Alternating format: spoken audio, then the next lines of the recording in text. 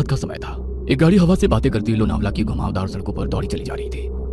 गाड़ी के अंदर तेज म्यूजिक चल रहा था और अंदर बैठे चारों नौजवानों अक्षय, रवि, आयशा और आदि ने अपने हाथ में एक एक कोल्ड ड्रिंक की बोतल पकड़ी हुई थी जिसमें उन्होंने शराब मिला रखी थी।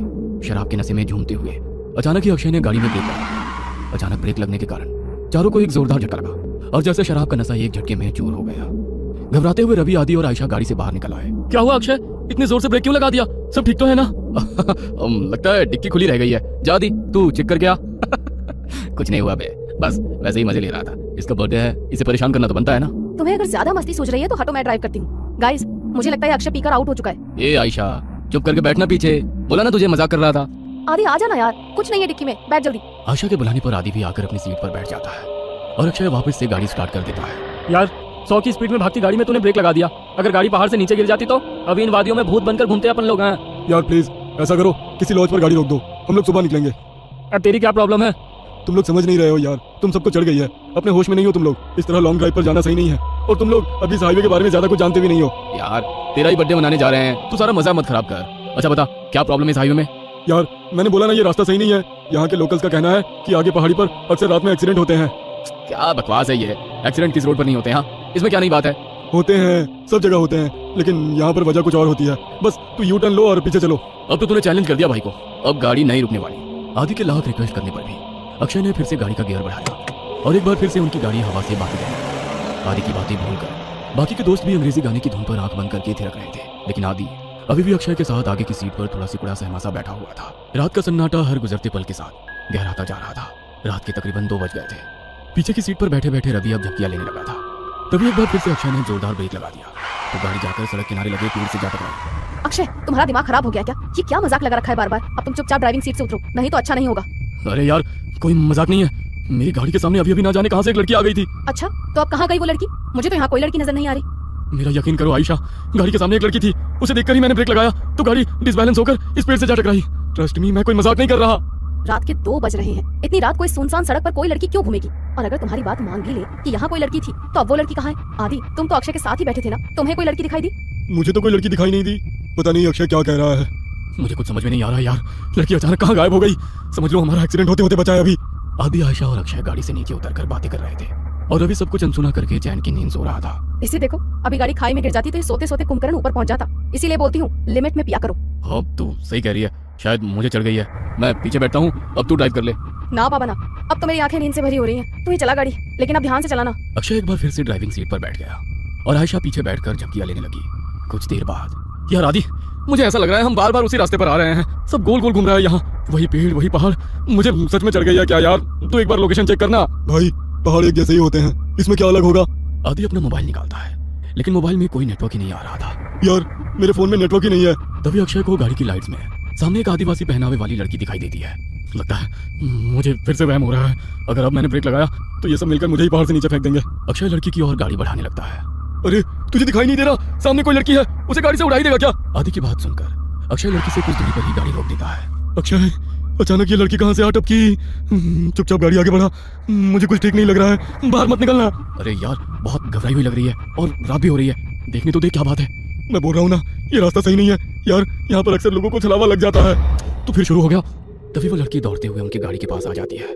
मुझे भूलनपुर तक छोड़ दो साहब, आपकी बड़ी मेहरबानी होगी। क्या बात है, डरी हुई क्यों लग रही हो? साहब वो लोग मेरे पीछे लगे हैं, आप बस जल्दी से यहाँ से चलो, नहीं तो कुछ भी हो सकता है। लड़की की बात सुनकर अक्षय गाड़ी का दरवाजा खोल देता है और लड़की आकर आयशा के बगल में बैठ जाती है। आपका बहुत बहुत शुक्रिया साहब, आज तो मैं बाल बाल बची हूँ। आपको पता नहीं है साहब, इतनी रात गए इधर निकलना सही नहीं है। यहाँ रात गए अपने शिकार की तलाश में छलावा घूमता है।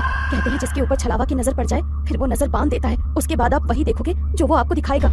लेकिन तुम भाग क्यों रही थी? कौन था तुम्हारे पीछे? साहब मैं छलावा की पकड़ में आ गई थी, बड़ी मुश्किल से अपनी जान बचाकर भागी हूँ। लड़की अभी अपनी कहानी सुना ही रही थी कि सामने से कुछ लोग मशाल लेकर सड़क के बीचों बीच खड़े हो जाते हैं। अरे ये लोग ऐसे सड़क घेर कर क्यों खड़े हो गए हैं? कौन है ये लोग? ओह शिट, हॉर्न बजा जल्दी। इन लोगों पर हॉर्न का कोई असर नहीं पड़ रहा यार, एक तो घुरे जा रहे हैं और अपनी जगह से टस से मस तक नहीं हो रहे हैं। मुझे तो बहुत गुस्से में लग रहे हैं। क्या करूं, पतली सी सड़क है, अगर ये सामने से नहीं हटे तो गाड़ी रोकनी पड़ेगी। गाड़ी रोकते ही कहीं इन्होंने हम पर हमला कर दिया तो? साहब ये आदमी नहीं है, आप बस गाड़ी मत रोकना, अगर इन्होंने हमें पकड़ लिया तो अच्छा नहीं होगा, हम में से कोई नहीं बचेगा। क्या मतलब है तुम्हारा? मैं उन पर गाड़ी चढ़ा दूं? नहीं नहीं, ये मुझसे नहीं हो पाएगा। अक्षय की गाड़ी धीरे धीरे उस भीड़ के नजदीक पहुंच रही थी। भीड़ में खड़े लोगों के हाथों में जलती हुई मशाल और लाठी डंडे दिखाई पड़ रहे थे। इसके साथ ही उनके चेहरे पर गुस्सा भी साफ साफ देखा जा सकता था। जैसे ही गाड़ी उस भीड़ के नजदीक पहुंचने को हुई, अचानक ही अक्षय को दाईं ओर एक मोड़ दिखाई दिया और उसने गाड़ी उधर ही घुमा दी। अब गाड़ी उस सुनसान रास्ते पर दौड़ती चली जा रही थी। अचानक ही आशा की नींद टूट जाती है। अरे यार, ये लड़की कौन है और ये कहाँ आ गए हम लोग? यार आयशा, हम अपनी आंखों से छलावा देख कर आ रहे हैं। बस लास्ट मोमेंट पर अक्षय ने इस रोड पर गाड़ी घुमा ली, नहीं तो पता नहीं आज क्या होता। मुझे तो अभी तक सोच सोच कर ही घबराहट हो रही है। ये सब हमारे साथ क्या हो रहा है? मुझे कुछ समझ नहीं आ रहा। हम लोग अभी एग्जैक्टली है कहाँ, कुछ पता है? आशा के इतना कहते ही अक्षय को सड़क पर एक बोर्ड दिखाई देता है। ये देख, सामने बोर्ड पर लिखा है लोनावला 60 किलोमीटर। लो, हम तो बस 1 घंटे में लोनावला पहुंचने वाले हैं। लेकिन लोनावला पहुंचने में तो 8 घंटे लगते हैं ना। इतनी जल्दी हम लोग लोनावला कैसे पहुंच सकते हैं? आखिर ये कौन सा रोड है जो इतनी जल्दी वहां पहुंचा रहा है? वेट, मुझे ऐसा क्यों लग रहा है कि हमारी ये ट्रिप कुछ अनयूजुअल सी हो गई है।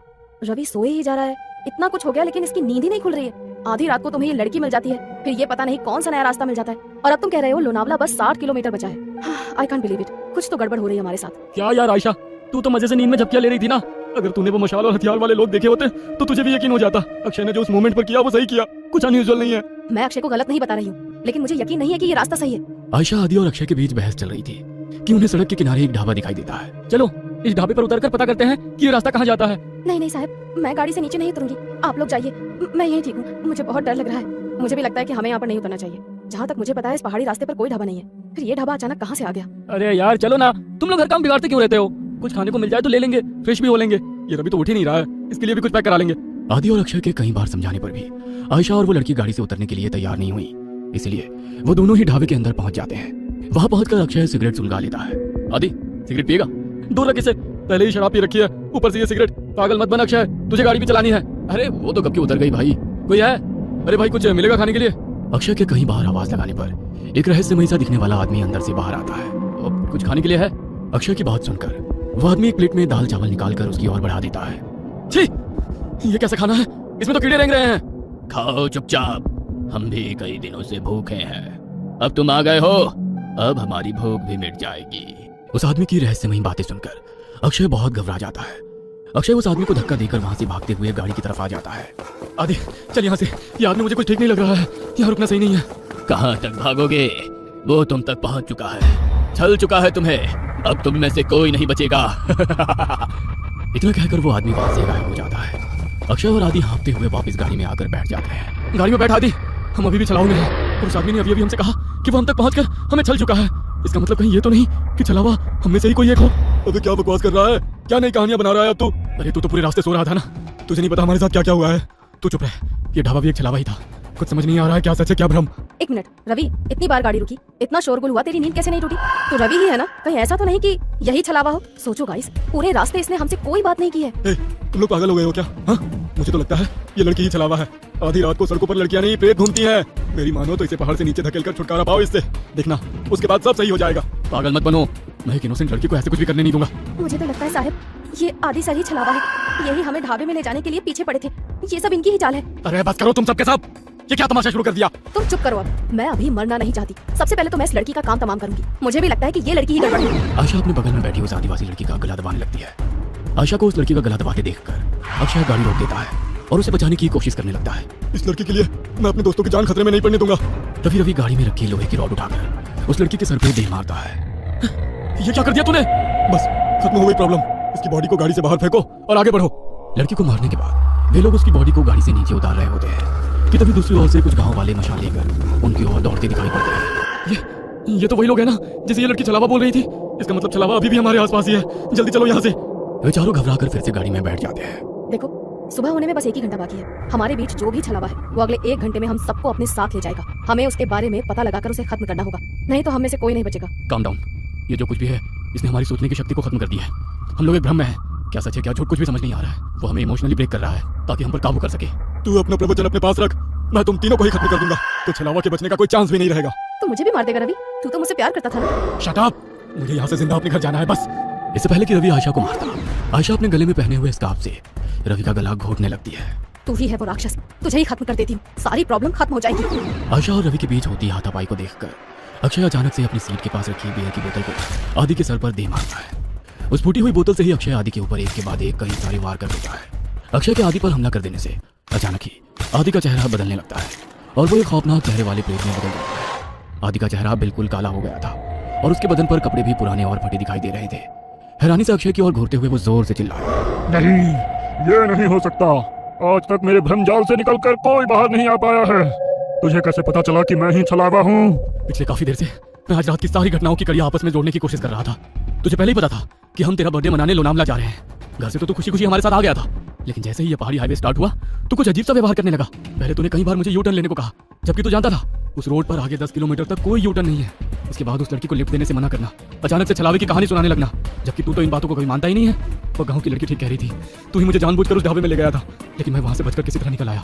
मेरे सिगरेट के लिए पूछने पर तूने मेरा हाथ जब झटका वो मुझे बहुत अजीब लगा था। और सबसे जरूरी बात, रवि तो पूरे रास्ते गाड़ी से उतरा ही नहीं था। इसीलिए जब आयशा रवि को मारने लगी तो मैंने तेरी तरफ नजर घुमाकर देखा।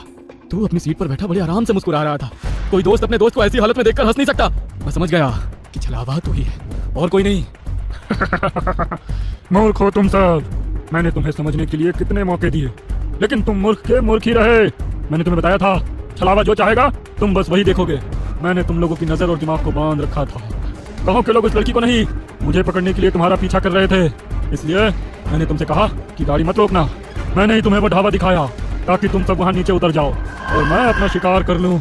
लेकिन ये आयशा बहुत चालाक है, इसने गाड़ी से उतरने से मना कर दिया था, इसलिए मैं वहाँ शिकार करने से चूक गया। बस कुछ देर की बात और थी, इस रवि के मरते ही तुम दोनों एक दूसरे की जान के दुश्मन बन जाते और एक दूसरे को मार डालते और मेरी जीत हो जाती। अगर ये आदि नहीं है तो हमारा आदि कहाँ है? तुम्हारा आदि तो उसी जगह मेरा शिकार बन गया था जब पहली बार तुम सब गाड़ी से उतरकर इस अक्षय से झगड़ा कर रहे थे और वो गाड़ी की डिक्की चेक कर रहा था। अक्षय मार इसको, छोड़ना मत। उसने हमारे आदि को मार डाला, मैं इसे नहीं छोड़ूंगी। सुबह के 4 बज चुके हैं, अब तुम लोग मेरा कुछ नहीं बिगाड़ सकते। इतना कहकर वो छलावा वहां से गायब हो जाता है। जन्मदिन के दिन ही अपने दोस्त को खोने के गम ने उन सबको तोड़ कर रख दिया था। उस रात छलावे से उनकी जान तो बच गई थी, लेकिन अपने दोस्त को खोने का गम जीवन भर उनके सीने पर बोझ बनकर उन्हें सालता रहा।